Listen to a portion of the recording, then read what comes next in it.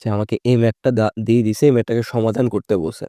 এই ম্যাথ দেখে বোঝা যাচ্ছে এই ম্যাথটাকে আমাদের সলভ করতে হবে ক্রোমোজোরের ফর্মুলা অনুযায়ী। ক্রোমোজোর জিনিসটা কি?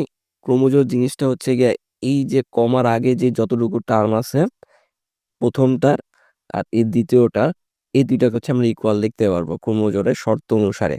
x+3 ইকুয়াল টু হচ্ছে আমরা 9 লিখতে পারবো। এটা হচ্ছে আমার 1 নাম্বার সমীকরণ আমি দিতে পারি। এরপরে কমার পরে যে টার্মটা আছে সেটা, এবং এই পাশের কমার পরে যে টার্মটা আছে সেটা, এটাকে হচ্ছে আমরা আরেকটা সমীকরণ লিখতে পারবো।